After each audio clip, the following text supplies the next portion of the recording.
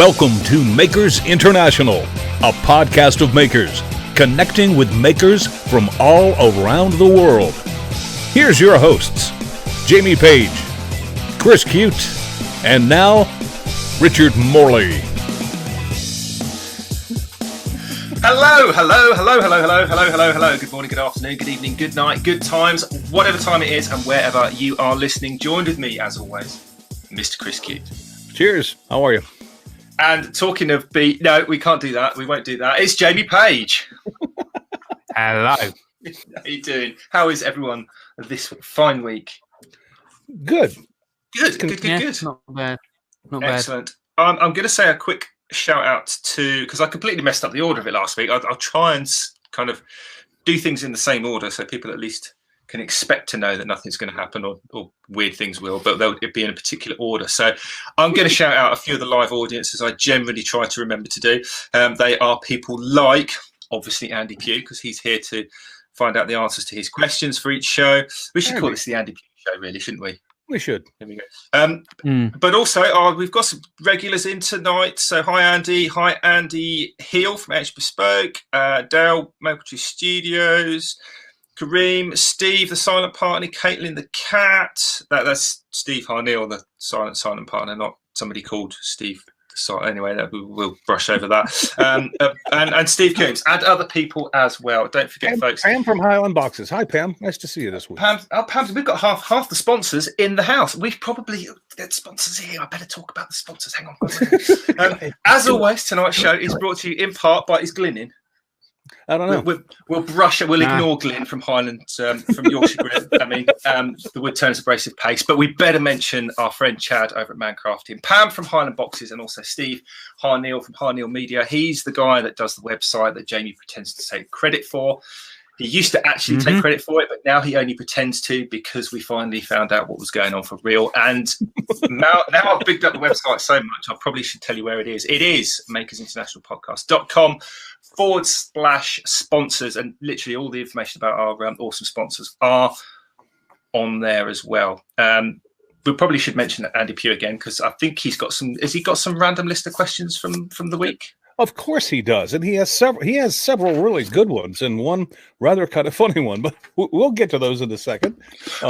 We should probably call those actual listener questions rather than random, because I think he's so regular they're not random anymore. They're and you know what? I think people just turn the helm over to him because we don't get many random questions like we used to. We just get Andy's questions, and that's fine because Andy asks good questions. But I'm telling you, at some point in time, Andy, we're going to have you back on the show, and we're going to have you answer the questions you ask us because some of these are not easy. and probably also ask questions, and then maybe get someone on to come in with you. And sort out and we could just take the night off. Yeah, exactly. And we could just sit back and watch you two go at it. That would be fun. We should do that. I'll tell you what we could do. We could have an episode of the podcast with 4 completely different hosts. And then we just take the night off. And we take the night off. I like it. we could call it Thoughts from the Makers International podcast. Yeah.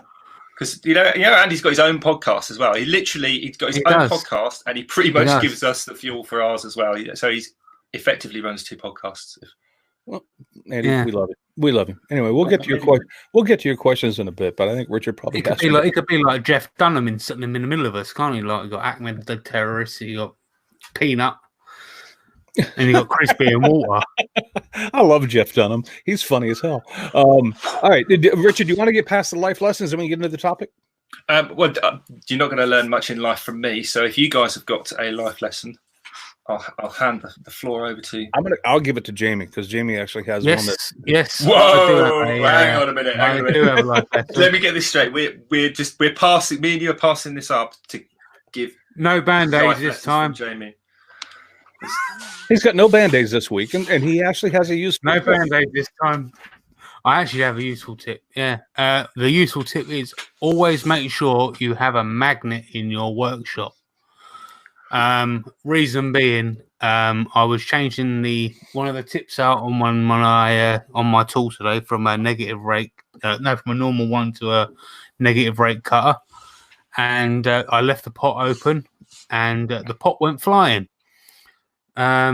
Leaving me with about £50 to $65 worth of tips lying around shavings. This is the world's most expensive tip Jamie's about to give you. Yeah, that's it. So I literally had to sweep up and dustpan by dustpan, go through each dustpan worth of shavings. And I can tell you how often I clear up. I actually found some broken scroll saw blades, and I haven't broken a blade in ages. Really? So, yeah. So make sure you keep a magnet in your workshop. So presumably you found all your tips. Yes, I actually found all but one. That's pretty good going. That's not bad. I mean, you'll find that one eventually when you're not even looking for it. You'll spot it, and it'll be like, oh, there that is. That happens. Yeah, there you go. All right, my life lesson is, as usual, comes from social media, and it's just an observation, because I have a perspective on this that maybe others don't. And my life lesson is, I don't think that most of you are clearly ready for retirement. I keep seeing posts this week of people freaking out because they don't know what day it is. But thankfully, you're being given a little small snapshot of what you've been working your entire life for, which is called retirement, where you don't care what day it is. Every day is Saturday. So you might want to find a solution to this now while you have the little snapshot to yourself and you're self-isolating at home to just figure out how you're going to handle it when you get older. I'm just saying, that's the only life lesson I have to pass along is, having been retired. I mean, this doesn't really bother me that much, but there's a lot of people out there freaking out because they're like, this is really weird. I'll be honest with you, Chris. I'm kind of in the same boat. I've said on this show more than once, I feel quite lucky and privileged in so much as I kind of feel like I am retired and people give me money for doing the things that I like doing rather than actually having a job and working like the majority of people. So for me personally, the whole not being able to go and sit in the park and sunbathe or go to the beach or whatever, it doesn't bother me because it's not the sort of thing I do anyway. Yeah, me either. But from the other side of the site, it's kind of a bit worrying because I don't know when it is going to finish and all the rest of it. So it's a bit weird. Well, I mean, you've got people that are their lives have been structured around a 9 to 5 Monday through Friday life, and when that all of a sudden goes boom, people kind of go, okay, WTF? I mean, it's like I get it, but I'm just trying to say, have a different outlook on it and go, oh, this is what it's like to be retired. I'm not there yet, but I can handle this. This is not bad. It's like, or I totally can't handle retirement, and I'm going to have to work until I'm like 115 or something. Yeah. But try not to panic. Well, it's true. Some people just don't like change, do you? Well, that's pretty obvious. Everyone prefers the notes. Most people don't like change. Heck, I'm honest. I don't like change. I mean, whatever. I don't want to get into that too much. But okay, today's topic. Do you want to start with Andy's questions, or do you want to start with whatever maybe you want to have to talk about? I think we should start with Andy's third question and then go from there. Not that I know what the third, just for the sake of you asked the question. And then go to his 150th question. Okay. 5. All right. Well, wait. Richard, I'm sorry. I'm going to take them in order in which Mr. Pugh gave them to us. So okay. we will get to number 3. Okay. That was very much Chris's reply was, I appreciate I just asked the question. You gave me a very reasonable answer, which I'm going to completely ignore and just do what I was going to do completely anyway. Ignore because I had something I wanted to do to begin with. For the record, I only asked the question out of politeness. I had no interest in the answer whatsoever. So let's just move on. That's what that is exactly correct, Richard. But before I do this, I got to tell you that Andy Pugh made me laugh harder than anybody else this week, and it was only because she shared a link on Facebook that showed me. And I don't know if half of my American friends will even get this, but he showed me a link of the empty streets in England with a Dalek driving down the road, issuing government warnings. And I just looked at that. And Andy, I'm telling you, I laughed about that for over a half an hour. I mean, I love you guys because that is just freaking brilliant. Most people in America would see that and go, what the hell? But you guys in Britain kind of get that. And you just that entire street, there were small kids cowering behind the sofa. With that. Andy, that was freaking brilliant. I don't know where you got it, and I don't care, but I mean, thank you for sharing it. Before you ask the questions, though, Chris, I've got because you just reminded me something. Did you see the one with the goats? No, I haven't. I think it was in London, but somebody said it might have been somewhere in Wales. I honestly don't know where, but there's a video somewhere, a village that basically got invaded by a herd of escaped goats, and it's like completely the same deserted streets, and then this flock of, or whatever, what's the collective noun for goats? Like herd. An annoying group of these goats just ransacking this street, eating people's hedges and moving from like bush to bush down the street. And it reminded me of that scene from I Am Legend where he's jumping on the car roofs trying to get the deer and the deer disappears. Do you know what I mean? Anyway, it was friggin' hilarious. Andy, that's just that was great. And I don't care where it came from, whoever it came from, thank you for posting it because that made me laugh for a long time. All right. Today's subject, we're talking about tools. And the tools we use, because I mean, obviously we can't fix what's going on right now, but we know how to fix the things that we can. So let's talk about the tools we use. Which tool, and this is open to the chat too, because we really want your input here as well. And if it doesn't go by too fast, we'll let people know about it. Which tool do you have that you hate but you can't get rid of? And if I may, can I go first? And if I may, can I go first? Yes. My scroll saw. And I don't mean that so much as a joke as it's the honest to God truth.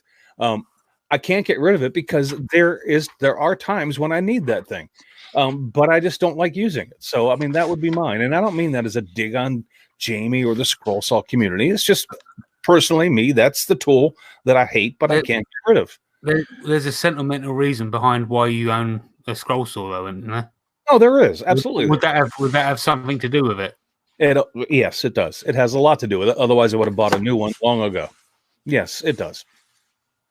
So yeah. Thanks, Jamie. So for me, I think Richard's probably going to say the same as you, but me is going to be a router, and it's nothing to do with Team Scroll Saw, Team Router. The truth of the matter is routers scare the living crap out of me. I'm not going to lie to you, but when I do use them, I go full PPE. You know, gotcha. And I don't often do that with a lot of tools, but I'll go over the top when I use a router. Like if I need to flatten a log or I have to use a router because I don't own a planer. You know. No, I understand that. So it's like me with this, you using the scroll saw. It's exactly the same with me with a router. I don't use it, but when I do, it's because I need to and I have no other option. Gotcha.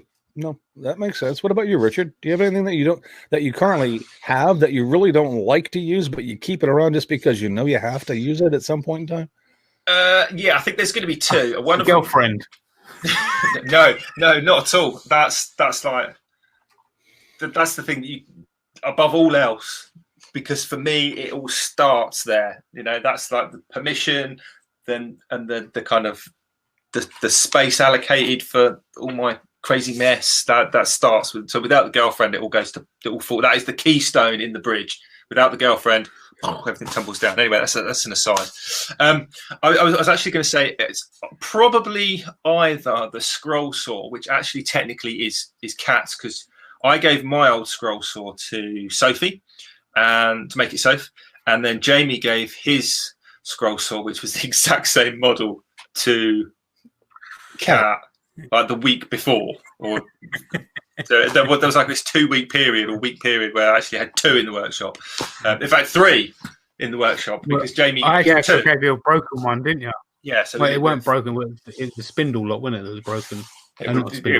Anyway, who cares? So I very rarely use the scroll saw, although actually I was going back through some videos a while back, and I think there's like 4 on my channel of scroll saw, a couple of picture portrait things, a whistle, and something else. So there's a few. Actually, I've got scroll saw videos on my channel. It's mad, mind blown. But the amount I use it for the space that it takes up is really frustrating because it's, you know, they're not small. I mean, they're decent sized machines, decent space. But I think moreover on that, probably because I don't use it as often, although I use it more than the scroll saw, but it takes up a lot more space. And that's actually, drum roll, sorry, Chris, my table saw. Hey, you know what? We all have different workflows. If it's not important to you, then I can understand that. But I mean, it happens to be the backbone of my shop. It doesn't mean that has to be the backbone of yours. I mean, well, I get that. I get it. It's interesting because the reason I got the table saw is because I was watching a lot of YouTube videos back in kind of 2008, 10, 11, and they were, I think, all back then, all American people.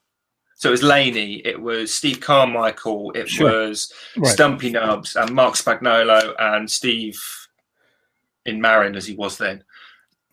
And that they all said, this is the backbone of the workshop. And I didn't really have a workshop back then per se. And I didn't have room for it.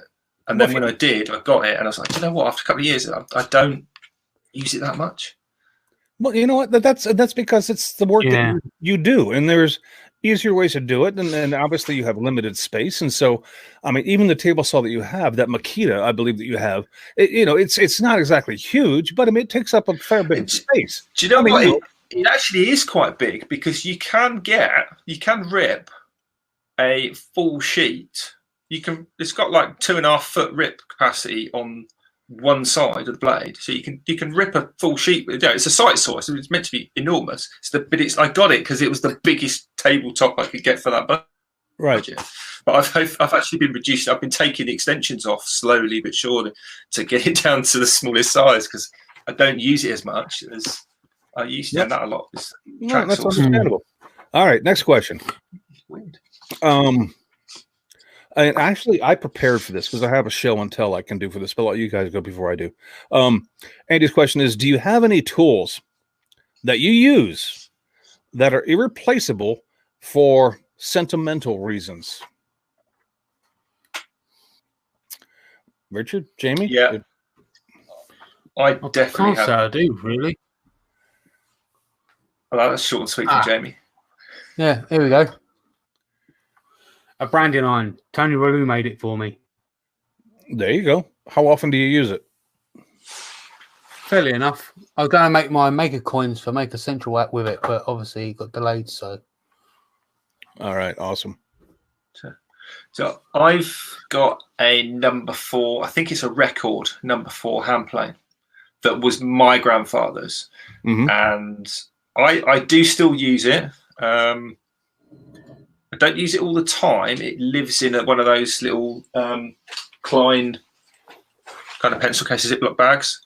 But it does get used and it's razor sharp and I love it, but it doesn't go out to jobs with me anymore. There's no way I'd part with that. I'd have that buried with me, I think. All right. Well, I have two tools, and I actually, because I knew this question was coming, I brought them with me so I can do kind of a show and tell. And if you guys are listening, I'll just try to describe it to you. This is one. Wow. This is a metal encased drill, power drill, corded power drill. And it was my father's. And I believe he bought this back in the early 60s. I'll try to kind of, let you see the whole friggin' thing here. It has like a plastic handle on it, but it's a metal drill. And this thing, I'm telling you, I have yet to buy a new power drill that's corded that has the power and the torque that this thing does. This thing still rock and rolls. And we're talking about an early 60s drill. And so we're looking at 40. This thing is almost 60 years old and it still kicks major butt. The other one I have, and this was, I believe it's a Black & Decker was what this was called. The other one I have is this. It's a Stanley all metal, Jigsaw. completely all metal jigsaw. When you've got it that way round, it looks like an R2D2. If you look at it face on in the camera, it looks like R2D2 with a square head. And let's be honest. I mean, the ones today are made, and they're a lot more lightweight, and they're a lot easier for the user to use. These things are very heavy, but because they were built so well, this thing still uses. And this was the only jigsaw I ever used up till a year ago when I finally decided to get into the year 2000. Or 2020, and I actually went out and bought a newer one today that's much lighter and much easier to use. But this thing rocks, and they both still work, and they're both about 60 friggin' years old, and they were both my father's. So yes, I have tools that I keep in my shop for sentimental reasons, but not only for that, because they still work. So I mean, that's basically what I have. I mean, that was my contribution to this. That's such a crisp comment. I finally decided to get into the year 2000 in the year 2020.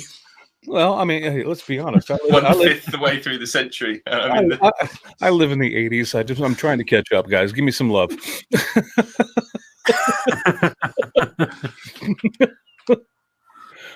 I'm getting there. I'm just having a quick look through the chat, see if anyone's chucked in with any of their. I've still got my table saw under here, but and I put it away ages ago. But I only got that because basically Joe Whittaker done a review on it. Oh, really? Yeah. So hashtag let's blame Joe. Yep. Works for me. Sorry, Joe. Who was it? Somebody just. I lost the comment because it went by too fast. But somebody just said those tools are older than me. Honestly, those tools are older than me as well. I mean, I'm not 60 yet. Okay, it's like those, and they still work. All right, next question. And Richard, I'm going to direct this to you because I know you've been busy at doing this yourself lately. And then Jamie and I, because I have an answer for this too, and I'm sure Jamie does as well. But because you've been active doing this, this is your question. What tool are you most likely to make? Yeah, I mean, I've been making loads of tools recently, some of which are already on my channel and some of which will soon be on my channel. What am I most likely to make?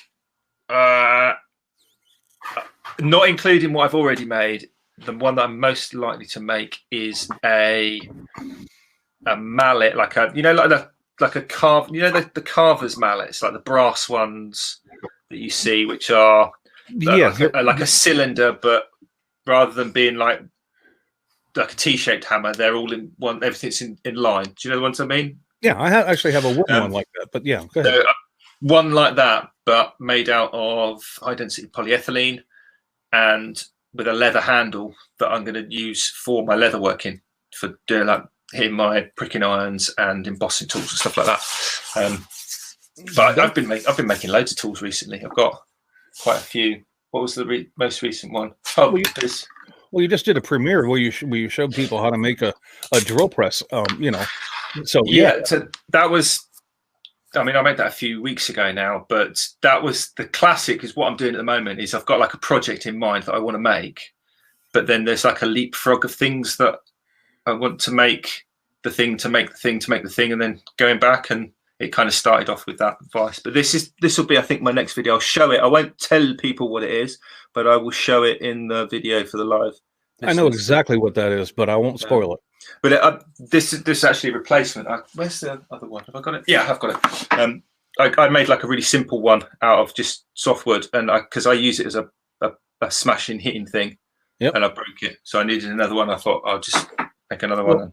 I think a lot of people will know what that is, but those that don't, stick around. Richard's got a video coming out. Plug. The tools that I'm most likely to make, I mean, I've made several jointers mallets, over my life. I mean, some of them out of hardwood, some of them, I mean, the latest one I made, I have a video on it, and I made it out of scrap wood and plywood, and it still works just as well. But the majority of the tools that I actually make for myself are either one of two things. They're either measuring tools or they are compass tools. where I'm trying to do a specific project, but I need to get an exact curve on something. And so I will go ahead and build like a beam compass for myself so that I am able to put the correct curve on what I'm looking to do, because those things aren't like, you can't go out and just buy those things. These are things that you have to actually physically make for the project you're doing. So I don't normally make tools for the long run. I make tools for a specific job I'm trying to do. And then I do hang on to them, but then, most of the time I find that I'm never going to need them again. But, I made it, so why throw it away? I'm going to hang on to it. So, I mean, those are the kind of tools I would make. I don't necessarily forge my own hammers. I'm not a blacksmith. I don't make bandsaws. I don't make routers. I mean, I make tools that I can use for the project that I'm working on. And some people call those jigs. Other people call them tools. I mean, I happen to call them tools because that's what I needed at that moment. So I created it and made it. That's the kind of thing that I use. I don't know about anybody else. I've got into the habit recently of overly complicating, and just for the sake of doing it. Like I said, the one I just showed, all that inlay work, and I made those inlays as well, so that would actually become part of videos. Right. And I didn't need to do that. Like you saw, the original one was just like 2 bits of softwood batten, and that I'd used, and I'd been carrying that probably in my toolbox for 10 years, every day, everywhere I go. But why not over complicate it, enjoy the process, practice a few other little skills, and make a really nice one. And just do it for the sake of it. Sure. And it kind of all started weirdly when I was at college first. This is going back to 94. We had to make a set of toolmakers clamps from steel, so they were turned, knurled on the lathe, and were threaded on the lathe. Then they were machined up on the mill for various shapes and radios, like loads of different kind of apprentice type projects. And they got chucked in the toolbox that we had to make, and were never used until maybe 2 years ago. And they'd still got the original rust on them, and they were looking a bit tatty, and I sort of cleaned them up. And I went and bought some bluing fluid. You get like cold blue for refinishing gun barrels and shotgun parts and stuff. I sanded it all down, polished it all up, acetoned it off, degreased it, put this bluing fluid on it, and they look amazing now. This thing, I was like, that's such a cool feeling. I was like, I want to make more stuff now. So I've been this list of things I've been making. Kind of inspired you to go? Yeah, basically, just one thing leads to another. And Joe just kind of replicated what I was saying. Joe said he makes jigs and templates, and you know what? That's pretty much what I do too, Joe. I mean, and to say that those aren't tools would be a lie, because they are, because you're using them to get a function done, and that's what tools are made for. But yeah, I have template. I should only say that I only have one template that I have kept over the years, and it's a template for my push stick that I use in my table saw, because I ended up liking it so much that I made a template for it so I could recreate it over and over and over again. But other than that, I don't hang on to my templates. I usually just make them when I'm done with the project, that then they get, discarded or reused in some other fashion. But yeah. All right. You ready for the next question?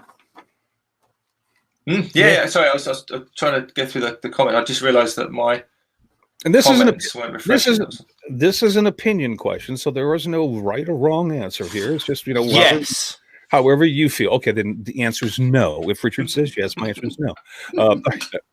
Obviously, this is an opinion question. What are the easiest tools for the average maker to make for themselves? And what are the limiting factors on making your own tools? If you've got a lathe, then I'll say a mallet. Well, I mean, you might be a woodworker or a metalworker, he says, but I mean, as just a maker, I mean, what are the easiest tools the average maker can make for themselves? And what are the limiting factors on whether you can make or not make a tool that you need? That's a really good question. I'm going to let you guys, because I've got, as one might expect, quite an opinion on this. But you two go ahead, because I've got reasons behind it as well. Jamie, go ahead if you want to. I would have said a mallet, like I just said on the lathe. If you've got a power thin machine, you can make a ruler out of a straight piece of wood, and then just throw the numbers on. I think my answer to that is going to be a little peculiar. I don't mean to be evasive on this, but like I said earlier, I kind of make the tools I need for the job that I'm currently doing. If I find myself in a predicament where I need something and my mind comes up with an answer, I will make whatever that answer is and then see if it works. I mean, that's just kind of how I do it. And those are the easiest ones for me to do because they come from my own head and I know what I'm thinking about. And I'm not trying to replicate anybody else's work to any kind of exact specifications. I'm just trying to get a job done. I'm just trying to get a job done. So that's the easiest. The limiting factors on what you can do is obviously your limit in your skill and your limit in what you're able to do. I mean, I can't forge a metal axe. I don't have the blacksmithing set up. I can't do that. So those are the limiting factors for me. But if it comes to woodworking and I need something, yeah, well, good for you. I mean, I'm just saying, it's like, my limiting factor is my skills that I have on hand and the tools that I have to do it with. That's the limiting factor. I don't have many limits beyond that. I mean, that's just basic common sense. If I don't have a blacksmith forge, then I can't make an axe. It's sorry, even if I need one, I can't do it. I could make a wood one. I just don't think it would work very well. I agree 100% with what you're saying with the tools. Like the hammer, forging a hammer. If you haven't got a forge, then you're probably unlikely, even if you've got the skills, you haven't got the technology. Is probably rather than the tools, the technology. Get it done, right? Exactly. But going back to what was the exact question? What tools are the? What was the? Did you repeat the question a second, Chris? Because there was something specific in there that I wanted to kind of touch on. What are the easiest tools for the average maker to make for themselves, and what are the limiting factors on making your own tools? What might a non-woodwork metal kind of worker make? That's the question. Okay, so from the limiting factors, then we've touched on that. It's going to be the tools, the technology. So I wouldn't expect to be able to mill a piece of mild steel if I haven't got a milling machine. But then if you had a lot of time, determination, and files, then you probably have got the technology. It's just whether you want to kind of put the effort in. So there's that side of it. All those tools that are what's a good tool to make, I think, are those kind of apprentice tools. So remember I mentioned with these toolmakers clamps that we made. So I'll show them up. If you know what a toolmaker's clamp looks like, it's basically two big chunks of metal with some threaded holes in, and then two long bolts with threads. But there's 1, 2, 3, 4, 5. There's 6 components if you include the little retaining screw and plate. But basically 4 big things.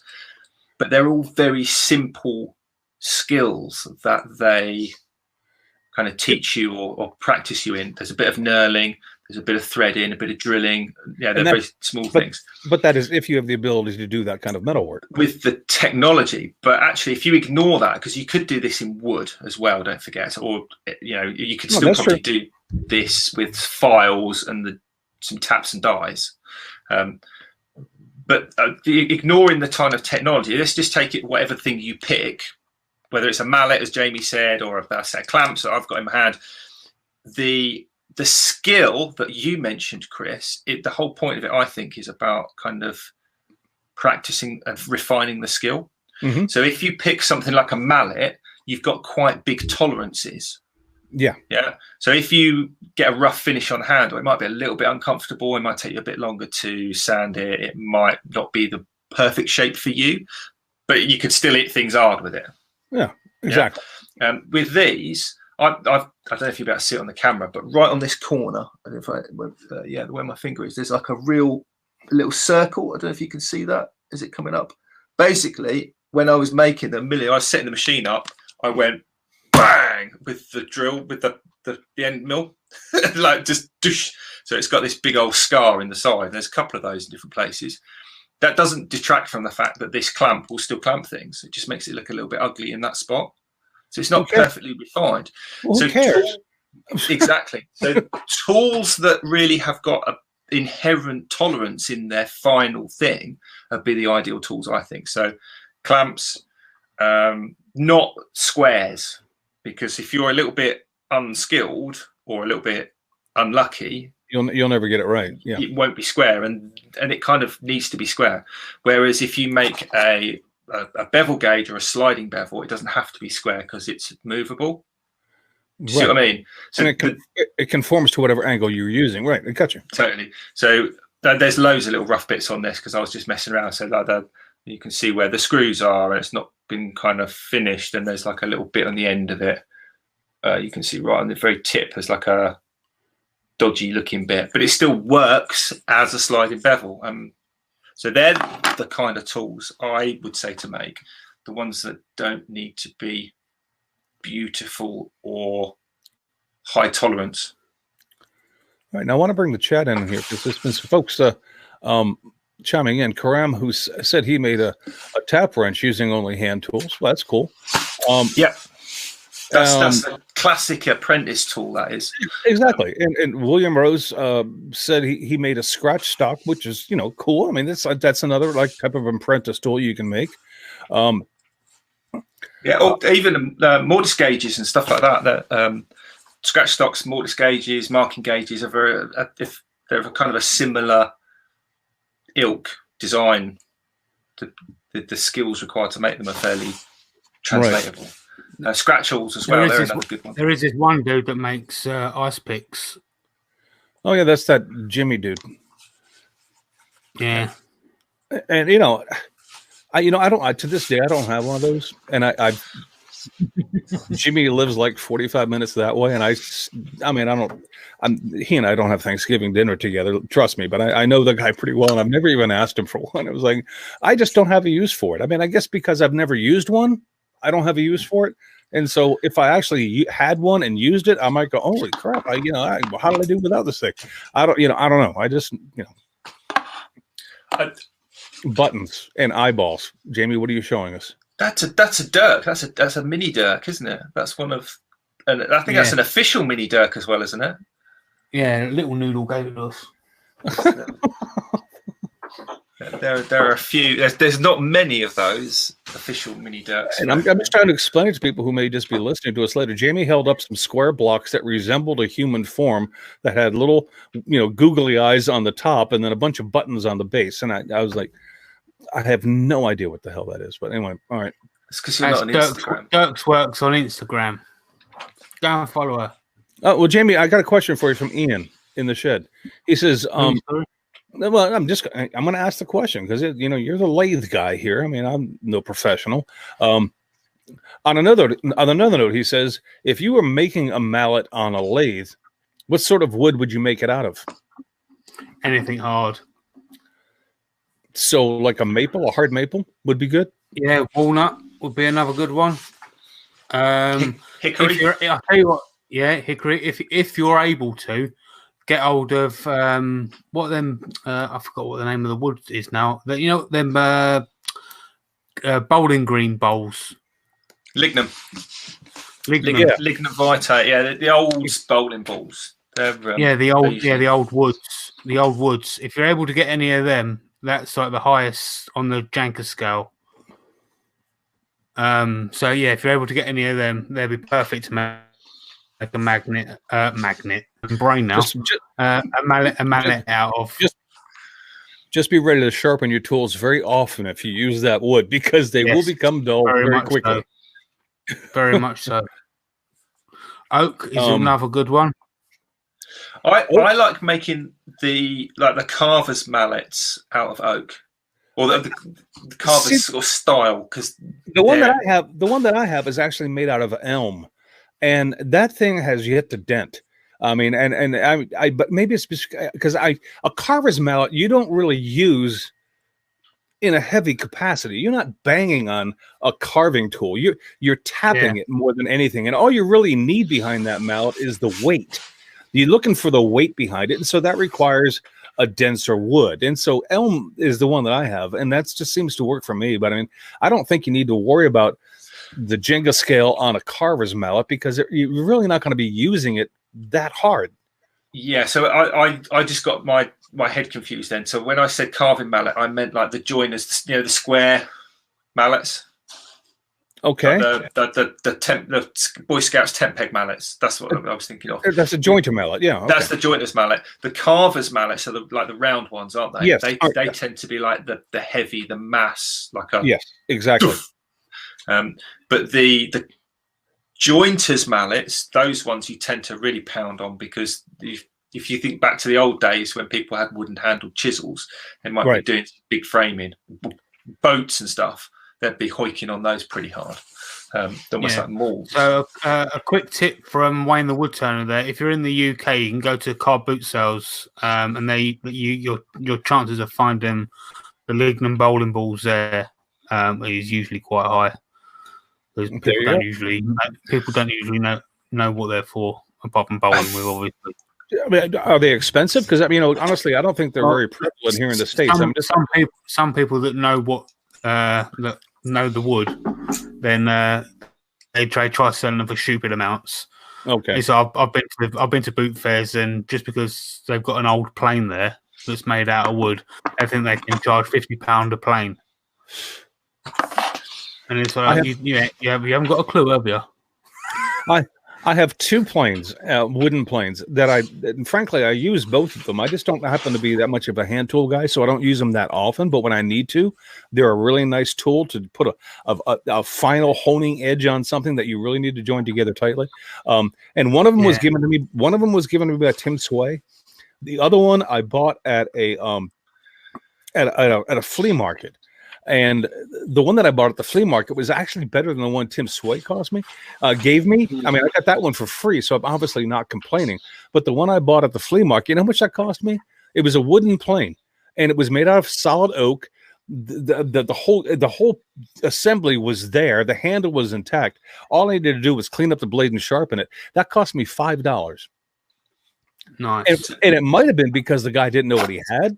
And I might have just gotten lucky, but I mean, I hear you, Jamie, because I've seen those things on. People will put them up there, and they'll put like $45, $50 on them. I'm going, you have got to be insane. Yeah. Anybody who knows what that is knows it's not worth that. But I mean, okay, whatever. Good luck. Not getting my money, but hey, good luck on everybody else's. But then, this one's pretty old. No, as you can. That's kind of a carver's mallet. It looks like it's been beat on a little bit, but what I use this one for is for putting in the spur center into the wood. Oh, gotcha. Okay. A lot of the time when I do spindle, because if you use a metal on metal, it can obviously eventually spread it out. So you'll mushroom over the end of the Morse taper, won't you? Yeah, you'll spray the end out. End up ruining it. So every time you put it in, always use a piece of wood. I've got hardwood. For mine, actually, I use a brass mallet. It came from an old auction. There was a guy who was a model engineer, and this bit of brass, I suppose it's about 1.25 inches in diameter, maybe a little under, and about 2.5 inches long. So it's not a massive bit of brass, but it's got enough weight behind it to tonk in a 1/2 inch, 5/8 inch. All right. Well, I've saved. I'm going to save Andy's last question just because it's funny. But I mean, let's get back to the questions that we started the podcast with. What tools have you guys owned that you hated or you loved but you no longer have? What kind of tools do you currently use? And we've already talked about the tools that you make yourself. So I mean, I guess those are the 2 questions. What tools have you owned in the past that either you hated or you loved? And these are all personal recommendations, so don't anybody take them personally if you happen to own what we hate. And then what tools do you currently have that you enjoy using? So whoever wants to start with that. Jamie, you want to go? Yeah. Obviously, I've got the scroll saw on the lathe. They're both my go. I can't differentiate between the 2. They're both my go-to tools. Have you had a scroll saw or a lathe that you didn't like though in the past? Yes. I have had a scroll saw I didn't like in the past. I actually won it in a competition from Screwfix, and they basically said to me, right, what scroll saw do you want? And I picked this particular scroll saw, and it actually had like a Dremel attachment on it, which turned into a router base as well. And I thought, this is brilliant. Got it back home, hated it. So I was like contacting my dad's cousin and said, "Look, you want a scroll saw?" There you go. Well, at least it didn't cost you any money. No, it didn't. Because have you noticed that when people actually have to spend their own money and they end up actually hating the tool, they never admit it? It's like, Yeah, because they don't want to look like fools for spending their money on something that actually sucks. I have no problem saying that. yeah. I have bought, So- I'll give you my quick answer, and it mostly has to do with sanders. I have bought several different types of random orbit sanders in the past that just absolutely were not good. And one was because of the longevity that it actually worked for, and the other one was because it vibrated my arm off of my freaking shoulder socket. They just were not good tools, and I wouldn't, and I will not buy them again. I have since bought, and I don't mind dropping names here. I've bought a Bosch random orbit sander, and I haven't used a lot of them. I haven't used the DeWalt's, and so I'm not trying to make a comparison here. All I'm trying to say is, compared to what I was using, that Bosch is a luxury to use right now. Because I mean, compared to what I had, I've had sanders in the past that I hated and that I would never buy again. But the one that I have right now, I'm happy with. It doesn't mean it's the best. It just means I'm happy with it. So that's about all I have. I mean, I could go through the list of the tools I have in my shop, but I don't think anybody's actually really interested in that. I mean, if you are, I'll tell you what I have. But Richard, what about you? Do you know what? I was kind of struggling a bit to find. I'd sort of have to go back quite a way.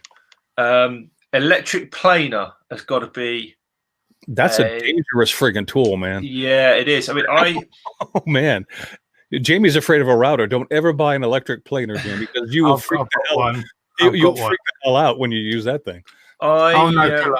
It's a hand plane.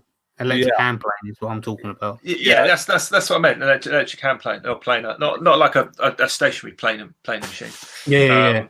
They're useful though. I mean, I'm not trying to say don't get one. I'm just saying use caution. Yeah, I mean, I think the first one I had was an Erbauer one, I think it was, from Screwfix, which I guess for you, Chris, would be sort of an equivalent to a Porter Cable-ish Harbor Freight, Freighty kind of thing. Well, I mean, Porter Cable and Harbor Freight, there's a distance there, but okay, I get you. I know what realm of tool you're talking about. So for us in the UK, it's a fairly inexpensive-ish brand, but certainly not the cheapest. It's kind of a real low-end trade sort of brand. Okay, yeah. So what I've got in my drawer now. Is it right? Okay. The only reason I didn't like is I use them for hanging doors. So if I've got a bit to take off the edge of a door, rather than hand plane it, I'd get the electric planer off and just take a little bit off. And I always was kind of nervous of using it. It was kind of I really don't want to use this, but then I don't want to do it by hand either. But then I don't want to use, because what had happened was I'd take too much off, because the adjustments would be not very fine. And where it said 1 millimeter, it actually meant about 3 millimeters. And so you'd end up with a stable door. I'd end up doing more damage than good. So I hated using that. I stopped. And a friend of mine who was a carpenter, he gave me a DeWalt one. And that was just as bad. And I think it was, I think in my head it had got to the point of these things are mad. And then I actually went to a very expensive, sort of frowned upon by many, German brand. Okay. And it was a much lighter weight machine, and it was really fine adjustments, and I could use it one-handed and actually quite enjoy. That's probably not the right word, but I'm not nervous of using it. It kind of completely changed my opinion of electric planers.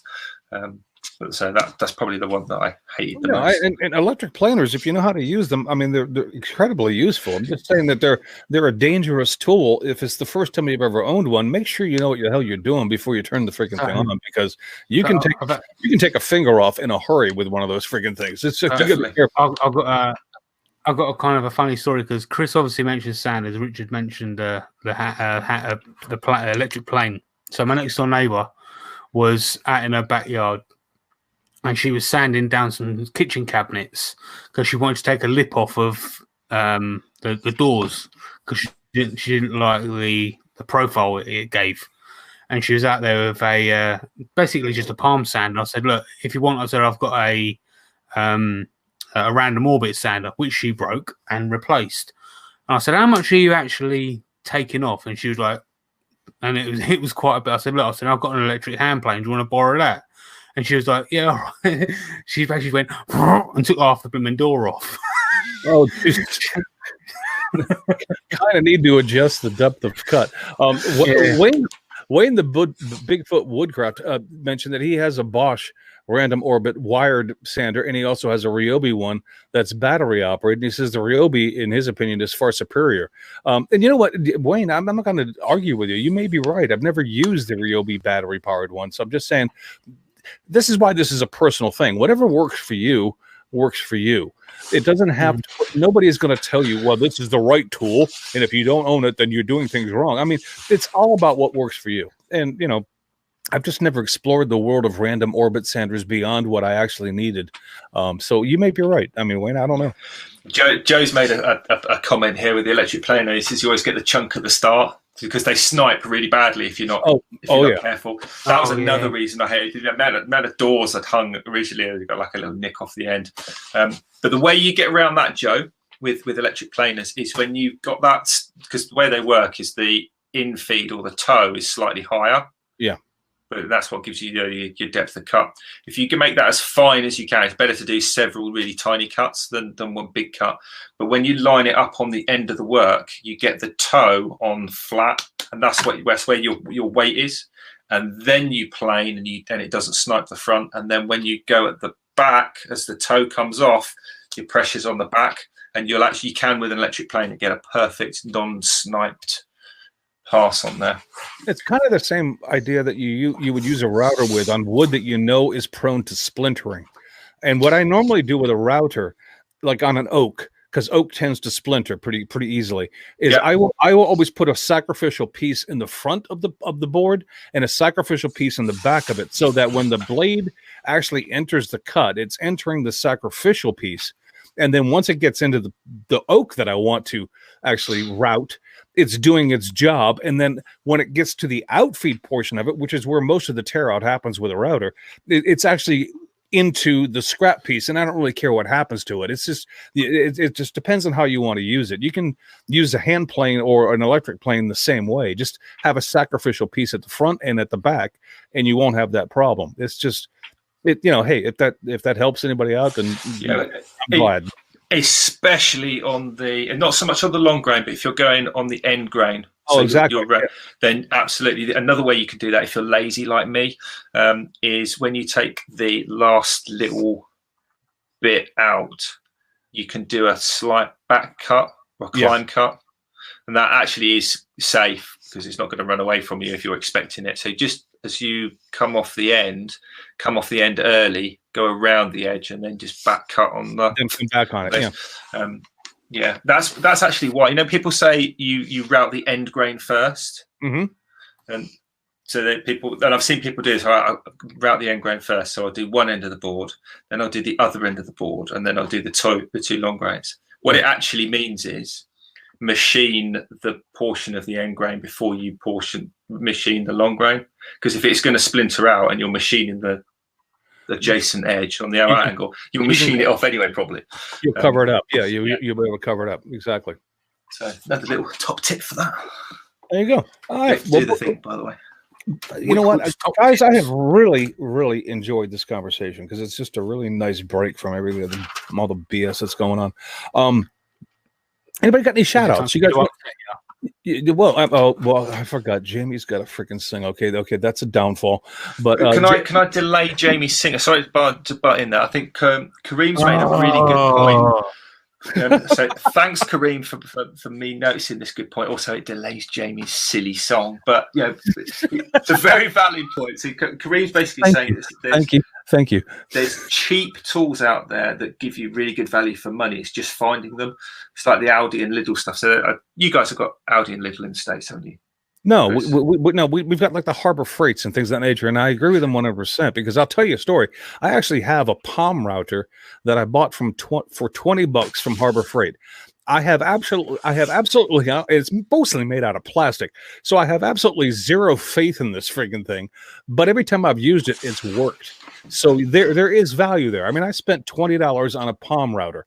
Go find a palm router for $20, and you're not going to find one. And I found one at Harbor Freight, and it actually friggin' works. It's made out of plastic, and you got to be careful using it. But yeah, Karim, I agree with you 100%.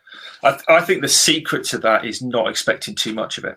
Exactly. Because if you kind of have your low expectation of a cheap tool, it's quite easy for that tool to exceed that expectation, and then by predisposition you're like, oh, that's really good. Whereas if you spend a bit of money on it going, this is going to be fantastic, and it doesn't meet it, then it's like exponentially worse in your head.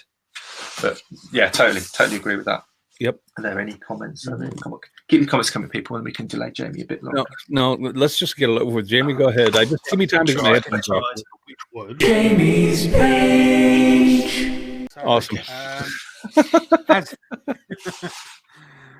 As always, if you are in need of stickers, obviously, despite the fact Maker Central was delayed, or if you just need stickers, you can go over to our website at makersinternationalpodcast.com/stickers and click on the link, and you can go to it will redirect you to their website, and you can get £20 off at checkout.